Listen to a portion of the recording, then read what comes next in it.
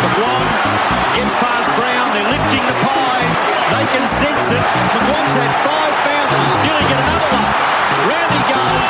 In he goes to an open goal. Mickey McGuane, goal of the year.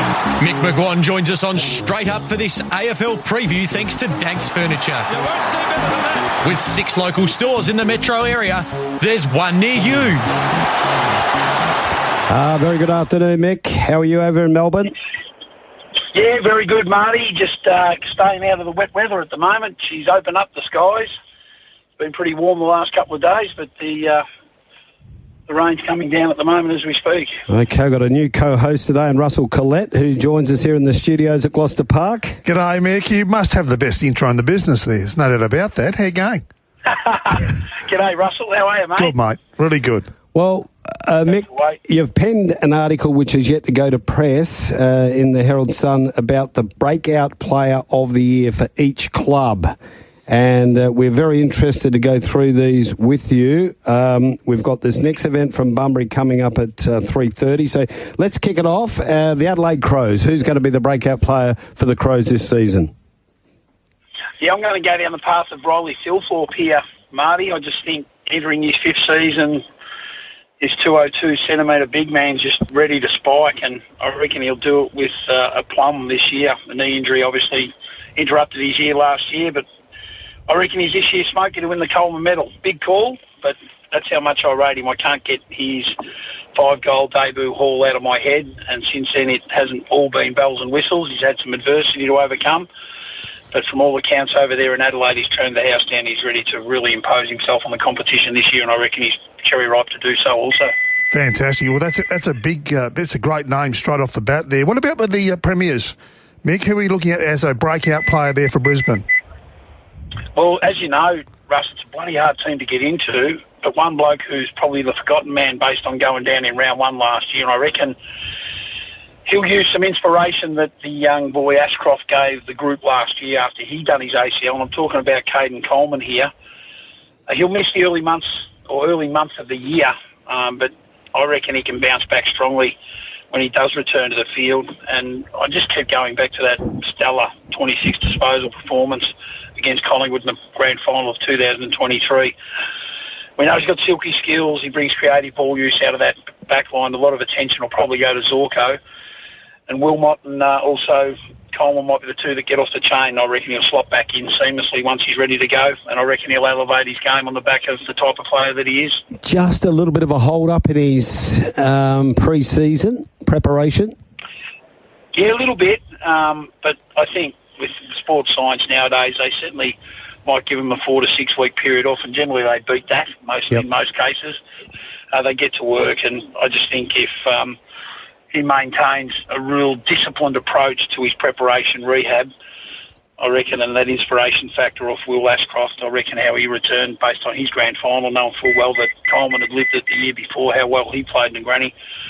He should understand that he certainly belongs at AFL level, and he can certainly elevate his game, which we started to see before he had his ACL. How about the Navy Blues? I've gone down the path of Elijah Hollins here. I just reckon they're desperate for a mid to forward footballer that can get a lot of the ball, 20-plus disposals, but also hit the scoreboard. They're a midfield group that's got great ball-winning ability in Cripps and Hewitt. We know what Sam Walsh is like, and he's got a bit of a question mark over his hamstrings and back, of course. But this former Gold Coast Suns player, I reckon he could elevate his game. He's fit. He can run all day. He's got footy IQ. He finds space in the phone box. And I think with the line-breaking ability he's got, he might be a 25 to 30 goal kicker, something they desperately need. He kicked 17 last season, and I think he can build on that. Now, closer to your heart, mate, you would have seen plenty of the Pies. Who's the Pies breakout player for 2025? Yeah, Russ, I've gone down the path of Isaac Quainer. I thought he was very disappointing last year, and I reckon by his own admission he'd say the same thing. He looks a lot leaner. He's worked extremely hard, and his bounce out of defence is going to complement the inclusions of Perryman, Josh Dacos behind the ball, and even Dan Houston. So I think we'll see more counter-attack from him based on his fitness levels that increased. His intercept marks dropped significantly last year. He was good in the contest, 1v1, but also the element of the game that Collingwood desperately need from him is the ability to get out of that defensive end and rebound. and they even slipped from 3.7 to 2.7 in the space of 6 months. So I reckon he'll get back to his best based on what I've seen in training. Yeah, they certainly missed him 24 compared with his 23 season. Absolutely, and let's face it, that was probably their Achilles heel when they lost Nathan Murphy due to a career-ending concussion. They were always desperate probably to get that extra lockdown defender. They tried Frampton, Housemore, an interceptor. Darcy Moore's probably better floating, not to be the number one defender. So I think they probably looked at Isaac playing a bit taller and being that hybrid defender that could lock down someone close to goal that suited his size. But I think with the creative licence that he'll get based on the speed that he gives as a team, I reckon Craig McRae let him play a bit more and really attack the game rather than defending it. Okay, the mighty Essendon Bombers, who we got here? I've gone down the path of Harrison Jones, and I like him a lot, particularly after his first year, but I just reckon he's got caught up in all the adulation that comes with a pretty good year. So I reckon complacency crept in, didn't do the hard work, didn't make the necessary sacrifices that you have to do to be an elite high-performance contributor. So in basic terms, I reckon the honeymoon period's over for him. If he wants to be an elite player, when your club needs him, here's a great opportunity to do just that. They've lost Stringer. Where's the 42 goals going to come from? I just hope Brad Scott doesn't play him up in a wing. We know he had a bit of taste of that last year, and he did slide back to support defence and then did push hard forward because he is an aerobic animal. He can run up and down the ground really well, but I think he'd be better served to complement their two forwards that desperately need another tool, and that's Kyle Langford, who's been a revelation, but also a youngster in Nate Caddy. They'll probably look at playing two ruckmen, of which one of them will spend some time forward. Could be Draper and young Brian. Does Toddy Goldstein keep one of those younger ones out? Time will tell, but I think Harrison Jones can elevate his game, and more so, the Bombers certainly need someone of that ilk to try to hit the scoreboard as much as Drake Stringer did when he played last year. Now, Mick, to GWS, so they have to find someone. Mick, Fremantle Dockers, mate, everyone's over this side of the country seems to be picking out Josh Tracy for a breakout year, but you've gone the other way in the forward line. Yeah, I thought he had that last year. So did I. Can he go again and get a higher standard? So I'm going to go to his partner in crime. I think Jai Miss might be the one that gets off the chain a little bit, because you'll see Jackson spend periods when Darcy's fully fit alongside Jai Miss and also Josh Tracy. But this young fella, he's only 21. I just reckon he's on an upward trajectory. I really reckon he can rapidly improve again in his fourth season of footy. He's only missed 2 games across the past 2 seasons, and more importantly, when he's been given the chance to convert chances, he's kicked 77 goals from those 44 games that he's played. And don't be surprised if he gets a fair rub of the green and stays healthy. This player's got the capabilities with the conversion that he's got, generally a very good kick for goal. He could potentially kick 50 goals this year, and if he does, he's one of the breakout players of the competition. I'm expecting to aim for that because he looks physically stronger, looks like he's had a good pre-season. He knows how to win the footy in contest. He took 29 contested marks in 2023, and he dropped a little bit last year based on probably role. But I think he can certainly elevate this year, and I can't wait to watch him play. And the routine, Mick, would you like to work with his goal-kicking routine? Oh, no, I think it's quite simple. I'd just back him in. You wouldn't want to complicate it that much, to be honest with you, Russell. I've seen some outstanding field kickers really get the yips in front of goal. Chris Grant comes to mind when he was at the Western Bulldogs. I love the way he played footy, either back or forward, but when he had a shot at goal, he just went into a different mindset. And I think it was on the back of so many people, experts, trying to say this is what you got to do.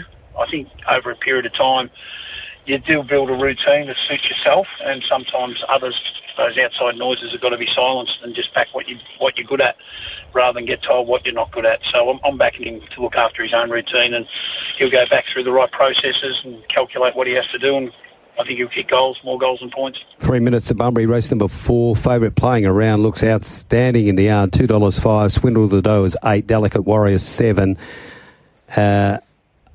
Amamus is $6, and Gingerbread Girl at $4.20. We'll go to Geelong, cover this off before we go down to Bunbury, because I think this guy is the most exciting second-year player in the league this year, and that's Lawson Humphries.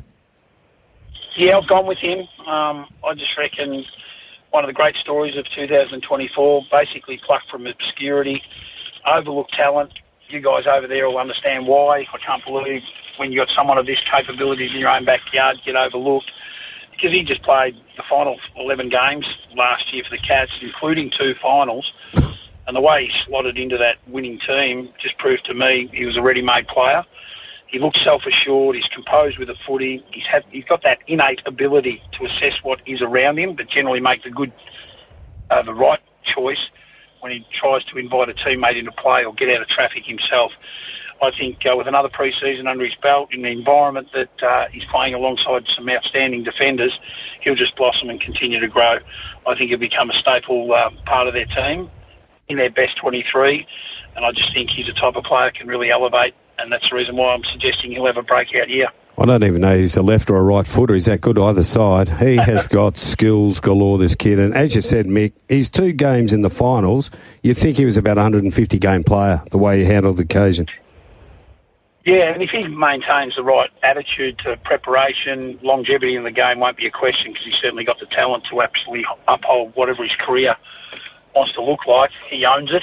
He's got that chance now, and I don't think we'll be losing him to the game of footy in the short term. Mick, we'll pause it there because we're heading to Bunbury now for race number 4, the Nixon Electrical Maiden. It is over the 1,400 metres. This favourite, Rock Solid for CJP. It's $2. We're talking about playing around. Here's Darren. We're talking to Mickey McGuane for Danks Furniture, and we're going through the breakout players from each club.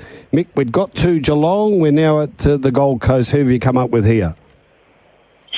Oh, this is probably an obvious one as far as I'm concerned, and it's Mac Andrew. I think we're about to witness probably perhaps football's most marketable player take the competition this year. We saw glimpses, and you'd like this one. Oh, yeah, of course I would. Marty, of course I would. He put a nail into the coffin against the Bombers. And then give it to the crowd. Swung him forward. He did, yeah. I just love that bit of spunk in him, and he's just got that natural athleticism and agility. He can play both ends. But I just hope Damien Hardwick tries to shore up their defence and let him play at the traditional centre-half back post. Yeah, of course, use him during games when they need to swing him, to give them a different look in front of the ball. But if this youngster stays more sort of 80% of the time as a defender, we're going to see a young player take critical intercept marks. He's got great composure with ball in hand. He's got good exquisite skills for a 201 centimetre tall. And I reckon if he can elevate his disposal count from 14 possessions last year to up to 20 plus, we're going to see him have a huge significance to the Suns' chances to play top 8 footy, finals footy, and then he'll be able to justify the monster contract that he's allegedly signed. Yeah, and just 21 years of age last month, or the month before, just December. So he's still very young, isn't he, to be signing long contracts? Geez, for that Absolutely. money, where do you sign? That's probably, that's the thing. And the other thing is you're locking down your best talent. So from that perspective, you're trying to secure your list, because we know it's very hard to keep players. We went through it for a period of time. They lost a lot of talent because the stay-home factor or go-back-home factor. But if he's going to be a part of their fixture going forward, they want to put him on a good deal to keep him there. And a team that's been around the place in the finals of the last 3 or 4 seasons, at least, the Greater Western Sydney Giants. Who have we got there as the breakout player for 25? Yeah, I reckon there was a number we could have targeted, but I've gone down the path of Aaron Cadman, and I'd go back to a lot of people were questioning whether the Giants made the right call when they took him at pick 1 to secure Cadman in the 2022 national draft. But I just reckon entering his 3rd season, knowing full well that he's already banked 35 senior games, and on the back of another pre-season in the gym, I just reckon he's a player that's going to complement the likes of Jesse Hogan, Stringer and Toby Green. Those 3 players will attract a lot of attention, and Cadman could be the one that gets off the chain, knowing full well that he took 31 marks inside 50 last year to complement Hogan, who was just a beast the way he played footy, and I reckon they've managed him well. He only averaged 68% game time last year, being a young boy still growing into his body, who then will become a man overnight, and once he becomes stronger and fitter, which will increase his minutes on the game, I just think he's going to be one to watch out for this year. Don't be surprised if he kicks 30 to 35, maybe 40 goals this year. Hawthorn. Now, this is an interesting one, Mick. It is, because I've looked at the long term of this player, and he's going to miss possibly the start of the year.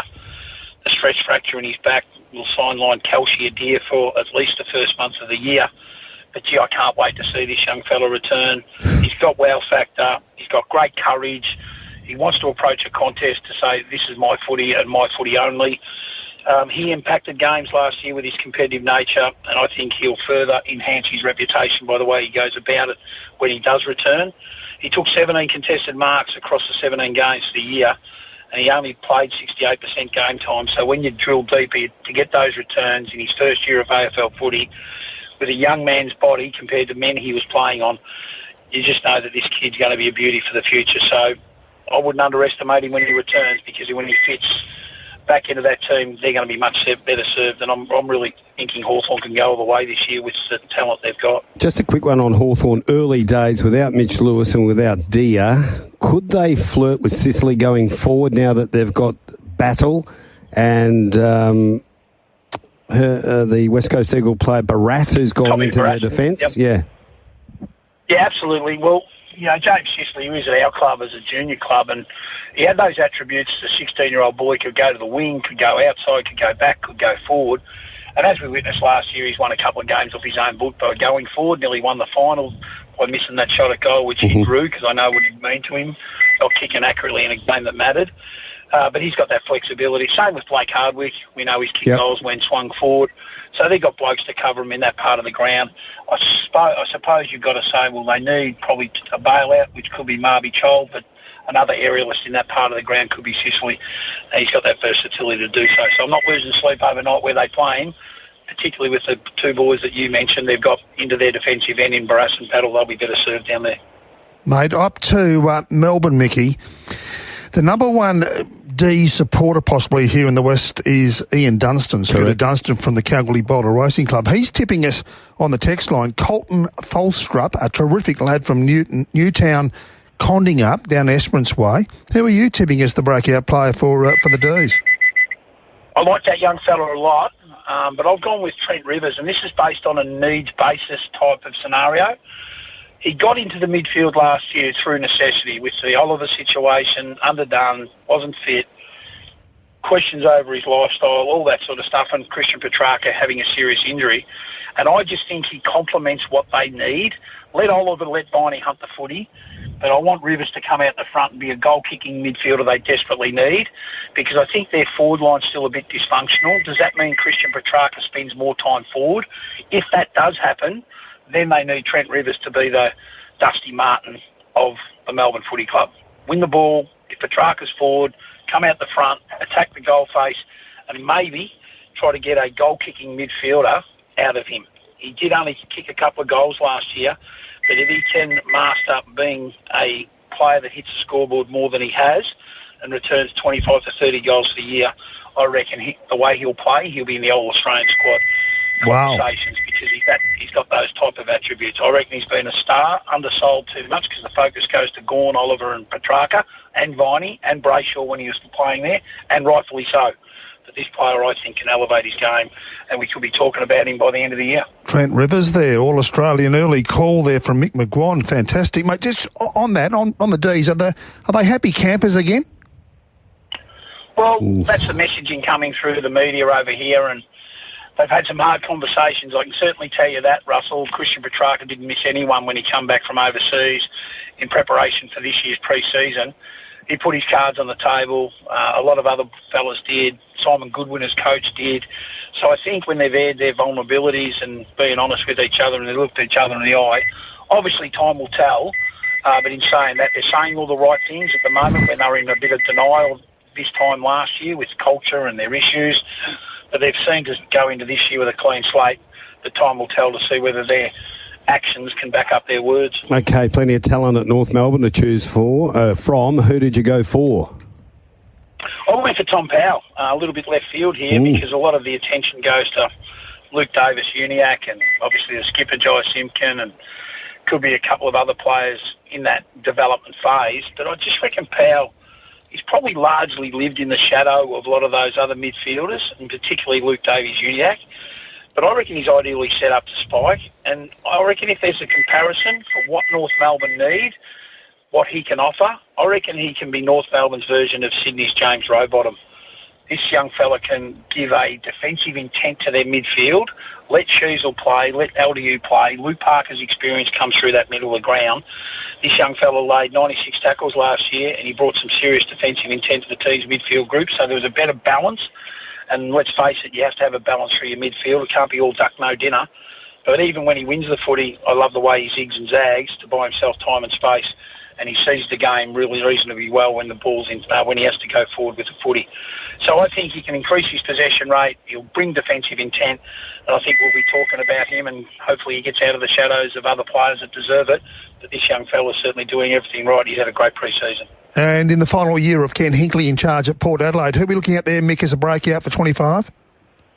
Well, he's a good player now. He's played 83 games. He'll play his 100th game this year if he has a lot of luck with injury. And his name's Miles Bergman. And the reason why I'm saying that, I think he'll probably play a lot in defence, but with the baton change taking over in the coaching ranks, I reckon there could be a subtle baton change on the ground.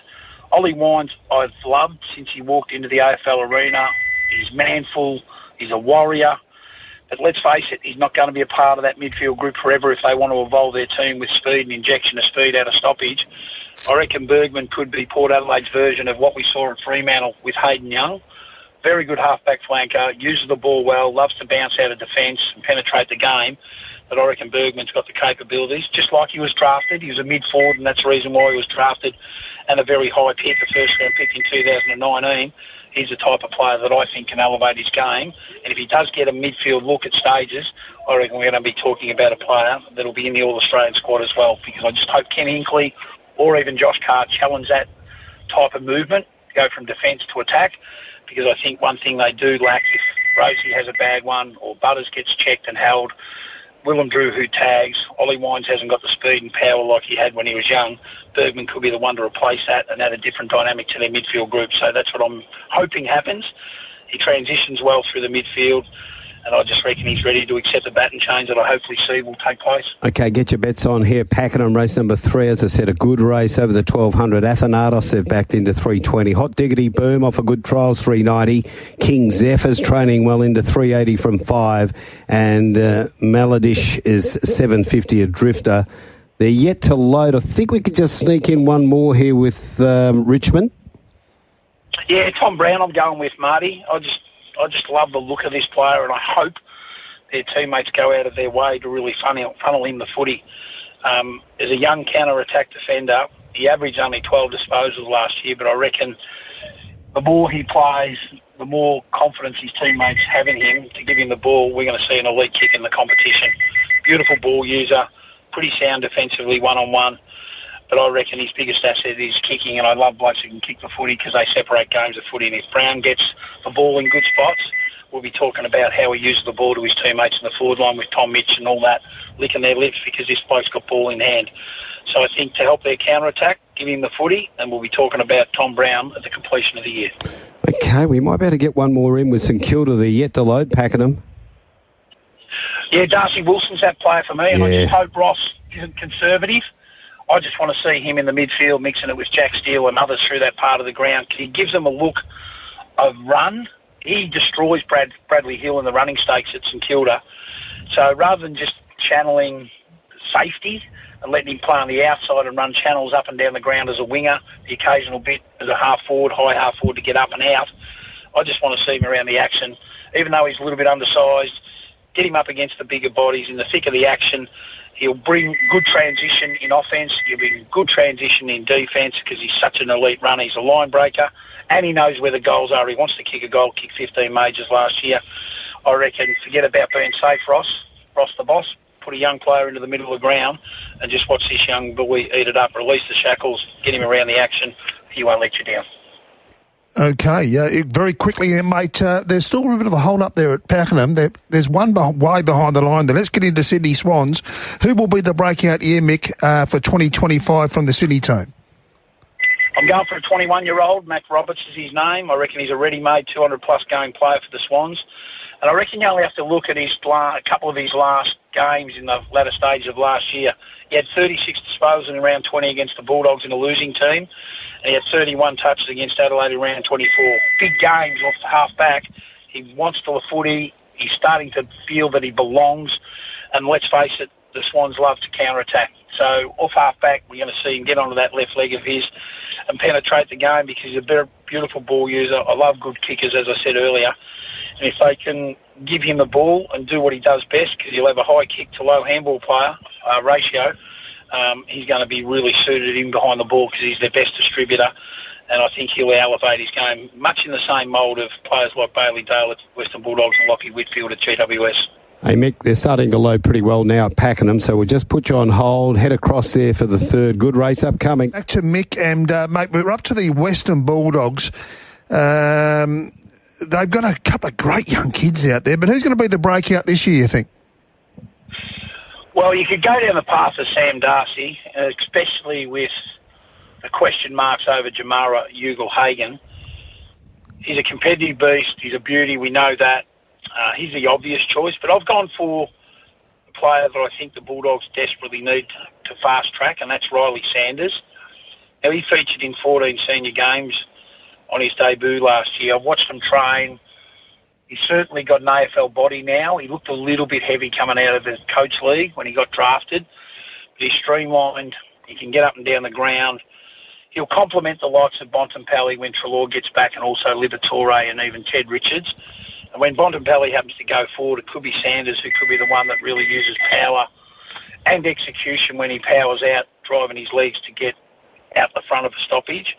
And he generally makes good choices and decisions with it, so he could be a goal-kicking midfielder or a terrific inside 50 entry player that retains the ball because of his ball use and decision-making. So I'm just hoping Coach Luke Beveridge plays him every week, doesn't play with his head by putting him in for a month and putting him back for 2 weeks, which he's had a tendency to do for some youngsters over the time that he's coached.